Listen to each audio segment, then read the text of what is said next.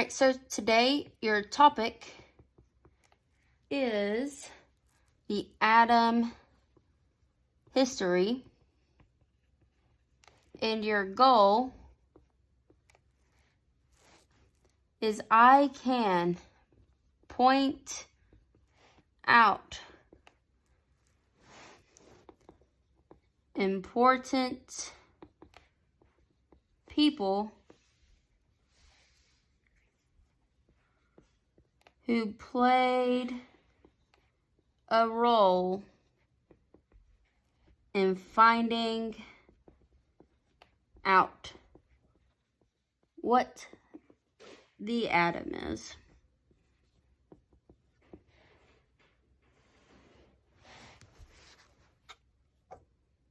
So, before we could talk about that, about the history of the atom, you need to know what an atom is. So, before we talk about the history, here's some background information. So, matter is anything that has mass and takes up space. So, matter is red and it's underlined, so you do need to make sure you type that in your notes section and you highlight the word matter. And then what you need to write next to that is anything that has mass and takes up space.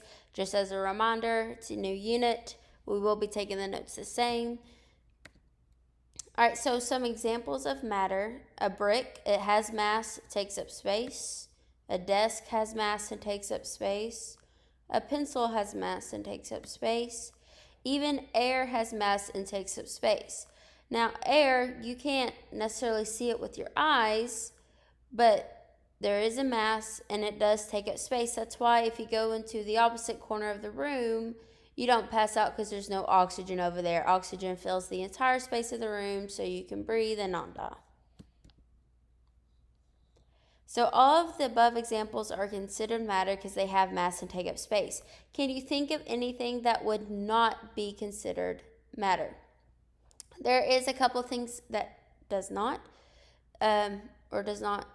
considered matter, and that's things like energy or like electricity. Now, your wiring is matter, but the electricity that travels through it does not take up any more space than that wiring, so that would technically not be considered matter. All right, atoms are the smallest unit into which matter can be divided while still having its own properties. So type out all that information that's underlined and then highlight the word atom. Okay, atoms are made up of protons, neutrons, and electrons. Later, we will talk about what those three different things are, what they do, why they're important, where they're located, all the good stuff. So the solar system is commonly used as an analogy to describe the structure of an atom, and we'll talk about why that is and how that is correct for the most part, but it's not the most correct thing or analogy. Okay. All right, so the protons are in this picture, the yellow dots in the center. Neutrons are the green dots in the center. And the electrons are the gray ones in the different rings outside the center of the atom. So atoms are so small that it would take a stack of about 50,000 aluminum atoms to equal the thickness of a sheet of aluminum foil in your kitchen. If you could enlarge a penny until it's the size of the United States, each of its atoms would only be 3 centimeters in diameter, which is like a ping pong ball. A human hair is about 1 million carbons wide. So not long, but wide. Like in the thickness of your hair is about 1 million carbons. A typical human cell contains roughly 1 trillion atoms. And a speck of dust might contain 3 trillion atoms. It would take you around 500 years to count the number of atoms in a single grain of salt. So, in other words, atoms are extremely small.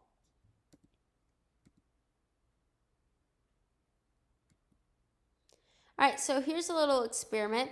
You can do this at home if you want to, or you could just watch me try.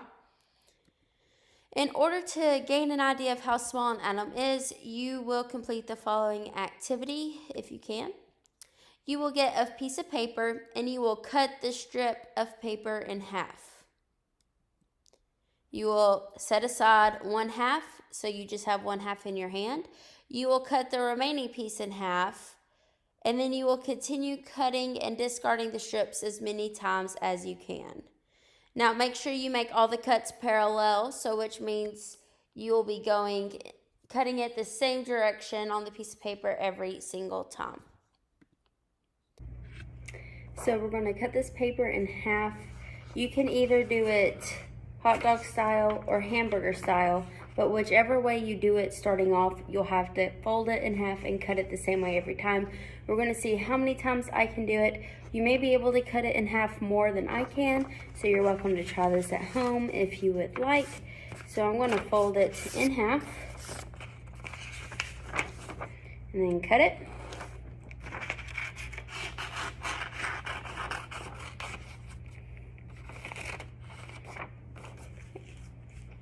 And then I'm going to fold it in half the same way again until I can't fold it in half and cut it anymore. I'm going to do a little time lapse to show you guys how many times I can cut it.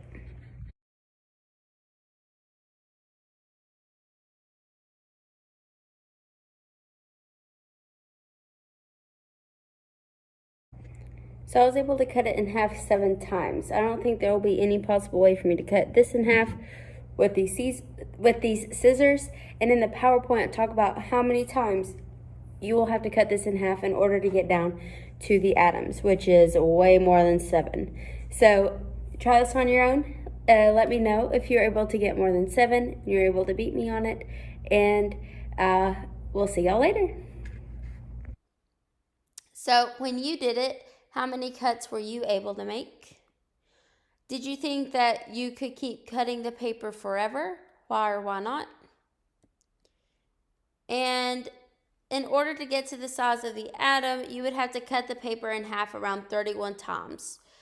So how do we come to know what an atom is? So we didn't always know what an atom was, what it was made up of, if they even existed.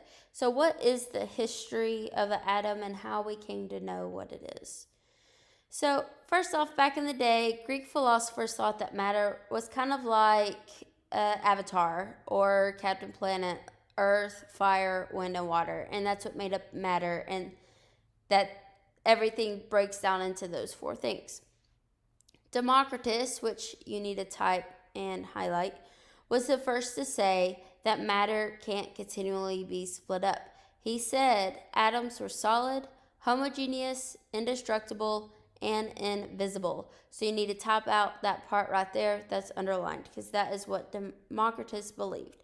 He thought they have different sizes and shapes, and those characteristics determine the properties of matter. So Aristotle said that atoms could not move through space because he did not believe that free space was possible. So you also need to type that down and highlight Aristotle. So Aristotle basically was like, I don't believe that's possible, so it's not possible. They didn't do any experiments. They just kind of said what they thought with no proof. And Aristotle was more popular than Democritus, so people believed Aristotle, even though Democritus was on the right track to what we know. So this actually caused a pause of looking into Democritus's idea for about 2,000 years, which is a very long time. So here's this painting. And if you look really closely, you notice this painting is made up of tiny dots. That's all this painting is tiny dots made up of different colors, which causes different properties of the painting, which is very similar to what Democritus's idea about matter and atoms was. He thought there's like all these tiny dots that make up everything. So years later, thousands of years later, Dalton revised the theories that Democritus proposed in the 1800s.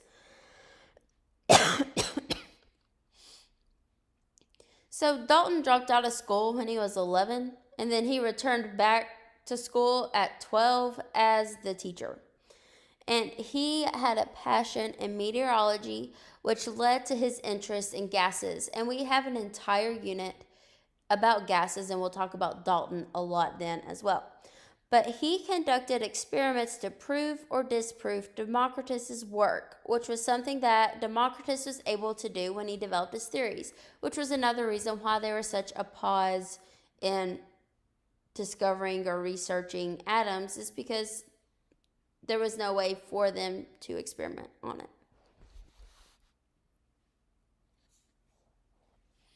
So make sure you highlight and write down Dalton and then type out the definition for him.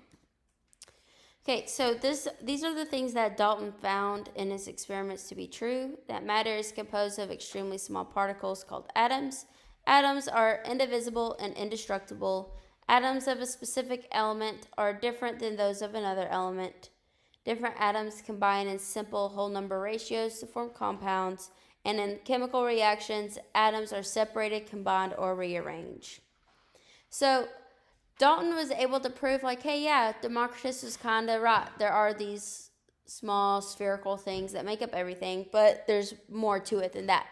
Now, Dalton had flaws in his theories because he wasn't able to, this took his lifetime. There was a lot he was doing, so he wasn't able to prove and disprove a lot of things, but some of the flaws in his theories was that atoms are divisible into smaller subatomic particles like the nucleus or protons, electrons, and neutrons. He was also found to be wrong about elements of the same kind having identical properties. All atoms, even of the same kind, are found to be slightly different in their masses, which we actually talk about in the radiation unit. Okay, so that brings us to the next person. J.J. Thomson set up something called a cathode ray tube, and from doing this, it was concluded that there was a subatomic particle with a negative charge known as the electron. These tubes were later used for the foundation of our TVs, and how you got light from your TV and was able to see the picture. So make sure you type out what's underlined and highlight J.J. Thomson because he will be a vocab word. So here's a picture of a cathode ray tube. You have a positive and a negative end with a glass tube. They saw a flash of light. They studied these properties, and that's how they found the electron. So Thomson's question, he wanted to know what the mass of that particle was.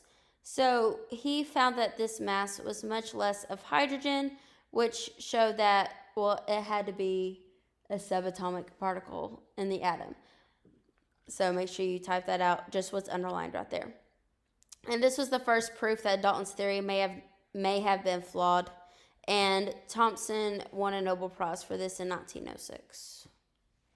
Okay, so Thomson came up with something called the plum pudding model. So based off what he found, he thought that an atom looked like a chocolate chip cookie. That the cookie part itself was the atom, and then the chocolate chips was the electrons floating around in the atom. There was no set place. It was just kind of there. All right, so that brings us to Ernest Rutherford. So he began to study positive charged alpha particles and did an important experiment that founded these positive particles called the gold foil experiment. This experiment determined that almost all the atom's alpha particles were found in the center in a dense region he called the nucleus, including a positive charge. He also determined the relative size and density of atoms, and this experiment discussed the neutral charge of the element with the positive charge and the negative charge canceling each other out. But that still did not explain the total of the atom's mass, so they knew they were still missing one part of it. So from Rutherford's experiment, we learned the existence of protons, and we learned that they have a positive charge canceling out the negative charge. Well, his co-worker James Chadwick also found what was thought to be the last missing piece, which was the neutron, which held a neutral charge. And that this was also in the nucleus with the protons as well. So make sure you type that, what's underlined out, and highlight James Chadwick.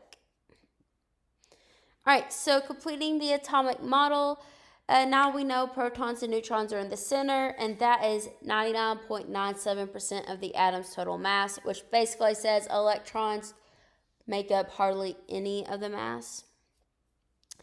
And then we now use and accept the electron cloud model, which we will talk about when we go over the periodic table and how to find the number of electrons.